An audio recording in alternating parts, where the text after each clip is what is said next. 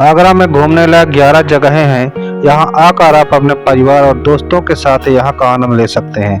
दोस्तों, इतिहास में रुचि रखने वाले पर्यटकों के लिए आगरा में देखने के लिए बहुत सारे प्राकृतिक दृश्य और दिलचस्प चीजें हैं। आगरा के ऐतिहासिक विरासत आकर्षणों की खोज जिनकी सुंदरता आपके आगरा यात्रा के अनुभव को एक दूसरे स्तर पर ले जाएगी। दोस्तों, वीडियो शुरू करने से पहले आपसे अनुरोध है कि वीडियो को लास्ट तक जरूर देखें। दोस्तों, इस लिस्ट में सबसे पहला नाम आता है ताजमहल का। ताजमहल आगरा में यमुना नदी के दक्षिणी किनारे पर स्थित है। एक अद्वितीय स्मारक है और इसे प्यार का प्रतीक माना जाता है। इसे मुगल वास्तुकला का एक उत्कृष्ट उदाहरण कहा जाता है, जिसे शाहजहां ने अपनी प्रिय पत्नी मुमताज महल की याद में बनवाया था। सफेद संगमरमर से बना यह मकबरा अपनी अद्वितीय सुंदरता और भव्यता के लिए प्रसिद्ध है। ताजमहल को यूनेस्को द्वारा विश्व धरोहर स्थल के रूप में मान्यता प्राप्त है और इसे देखने हर साल लाखों पर्यटक आते हैं। इस स्मारक के अंदर शाहजहां और मुमताज महल की कब्रें स्थित हैं। ताजमहल न केवल भारतीय बल्कि विश्व इतिहास और संस्कृति का भी एक महत्वपूर्ण हिस्सा है, जो हर किसी को अपनी भव्यता से प्रभावित करता है। दूसरा है आगरा का किला। ताजमहल के पास स्थित एक प्रमुख ऐतिहासिक स्थल है, जो 380,000 वर्ग किलोमीटर में फैला हुआ है। यह किला भारत के मुगल कालीन इतिहास का महत्वपूर्ण हिस्सा है। मूल रूप से इस किले का निर्माण मुगल साम्राज्य से पहले हुआ था, लेकिन इसे 16वीं शताब्दी में सम्राट अकबर ने बलुआ पत्थर से पुनर्निर्मित कराया था। इस किले में कई आकर्षण स्थल है, जैसे दिल्ली गेट, मोती मस्जिद, नगीना मस्जिद, निजी दर्शकों का हॉल, लोधी गेट, सार्वजनिक दर्शकों का हॉल और मुसम्मन बुर्ज।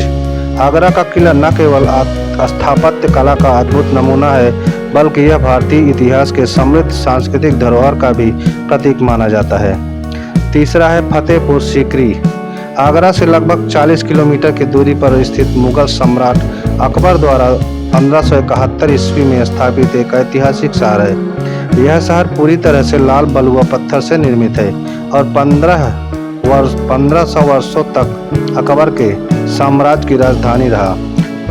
फतेहपुर सीकरी का ऐतिहासिक और सांस्कृतिक महत्व अत्यधिक और इसे 1986 में यूनेस्को द्वारा विश्व धरोहर स्थल के रूप में मान्यता दी गई थी।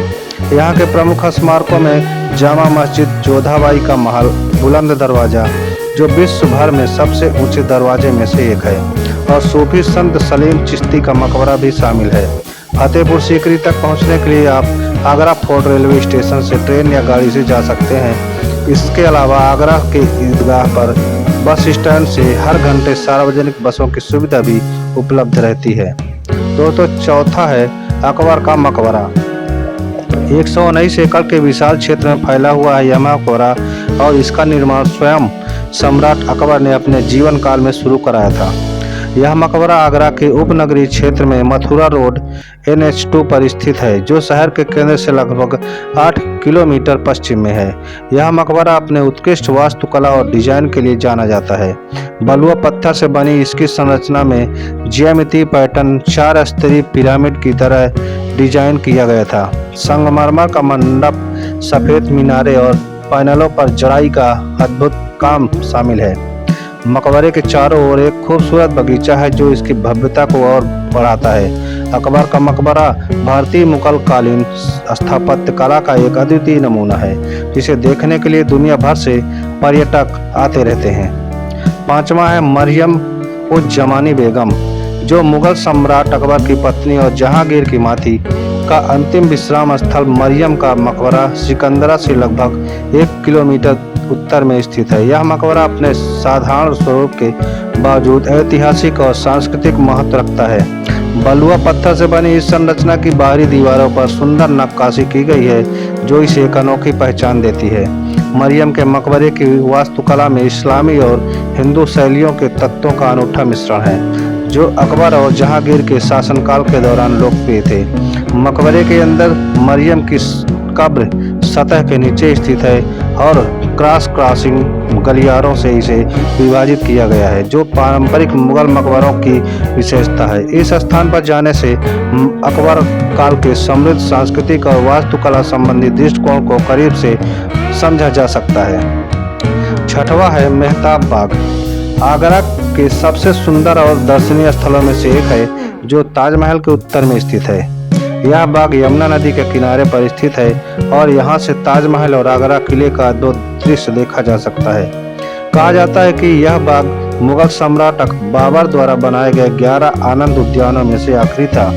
मेहताब बाग में पैदल चलने के लिए रास्ते, फव्वारे और मंडप इसे एक आरामदायक और शांतिपूर्ण स्थान बनाते हैं जहां लोग इत्मीनान से टहलने के लिए आते हैं। ताजमहल के पृष्ठभूमि में इस बाग का सौंदर्य विशेषकर सूर्यास्त के समय इसे पर्यटकों के लिए और भी आकर्षक बनाता है। आगरा की जामा मस्जिद। दोस्तों, जामा मस्जिद भारत की सबसे बड़ी और प्रमुख मस्जिदों में से एक माना जाता है, जो अपनी अनूठी वास्तुकला और भव्य आंतरिक डिजाइनों के लिए प्रसिद्ध है।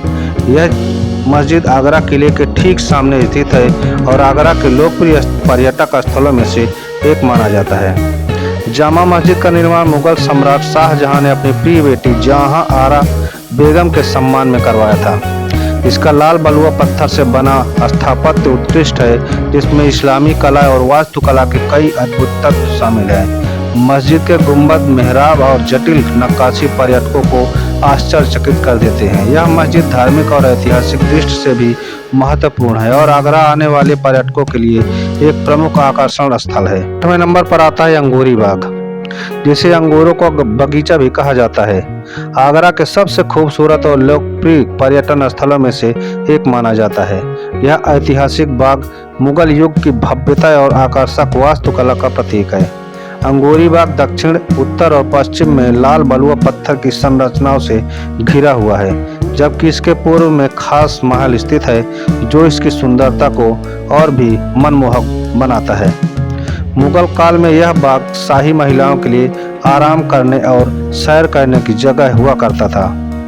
इस बाग में 85 सम्मिलित उद्यान, एक भव्य फव्वारा और एक आकर्षक जलाशय है, जो इसे न केवल ऐतिहासिक दृष्टि से बल्कि सौंदर्य की दृष्टि से भी एक शानदार स्थल बनाता है। दोस्तों, 9वें नंबर पे आता है डॉल्फिन वर्ल्ड वाटर पार्क।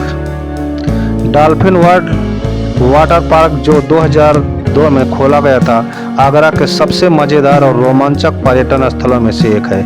यह 14 एकड़ में फैला हुआ है और इसमें विभिन्न प्रकार की वाटर स्लाइड्स, रोलर कोस्टर और अन्य पानी आधारित सवारी उपलब्ध है। इसके अलावा इस पार्क में एक मनोरंजक पार्क, बच्चों के खेलने का क्षेत्र, लॉकर रूम और अन्य सुविधाएं भी है, जो इसे परिवारों के लिए एक आदर्श मनोरंजन स्थल बनाती है।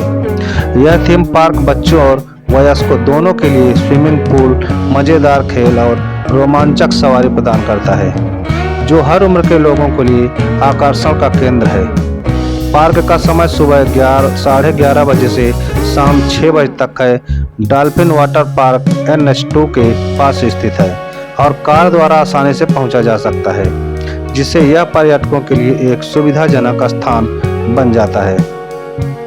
दोस्तों, 10वें नंबर पे आता है सूर सरोवर पक्षी अभयारण्य, जिसे पीथम झील के नाम से भी जाना जाता है।